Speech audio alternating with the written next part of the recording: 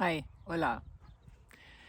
Today I would love to talk with you about why I think that authentic visibility actually is important. There was another video I made where I was talking about that some of us have this juxtaposition of, on the one hand, wanting to become more visible with our work, what we do, who we are, but at the same time there's another part that doesn't want to really be visible and wants to keep on hiding for probably very good reasons. I called it the pain of becoming visible. I will put a link into the description. But I remember there were quite a few comments and some people kind of said, what's the point in becoming visible in the first place? And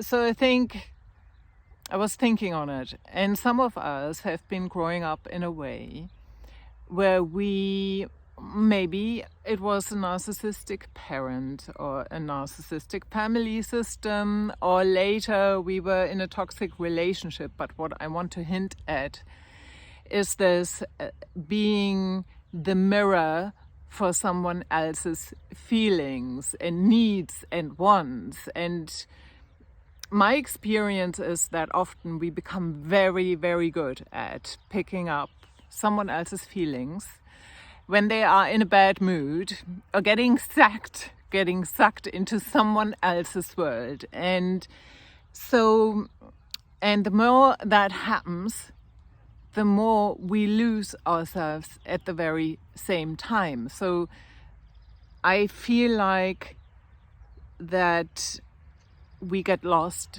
in someone else's world and we even can't see ourselves anymore.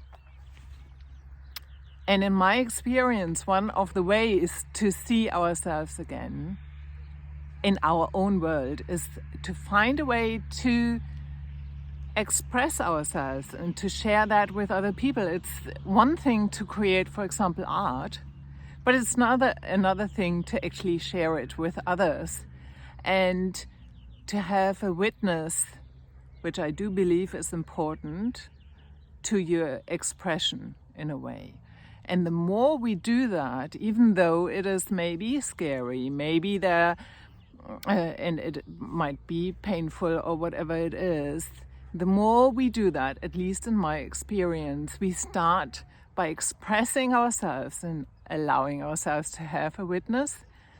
We start to see ourselves again. So in a way, I would say it's kind of allowing ourselves to project what we are about into the world, to take up some space in this world and saying, okay, I'm fed up with just being someone where others can have their own reflections seen in us, but rather letting go of this and saying, this is my space. I do matter in this world. And what I have to say also matters. And to those people who say that they feel they don't have anything interesting to say, the funny thing is, the more you actually dare to express yourself, you actually find, actually, that you have something to say. So this is me making a case for why it is, especially for people who have been growing up in a way where they maybe never could discover who they really are, or for people who got later in life sucked into someone else's territory, so to speak. I do feel it's actually a healing step.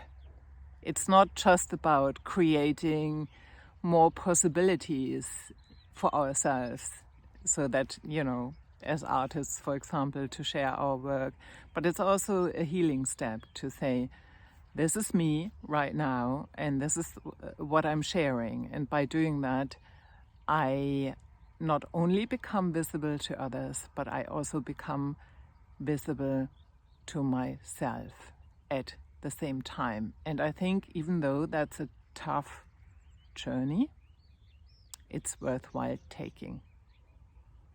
And I would like to say that I will do a workshop on this very soon. So if you're interested, drop me a comment or something. Or drop me a comment anyways. Would love to hear what you've got to say to this. This was Anja Kersten, life coach and artist. Take good care. Bye bye.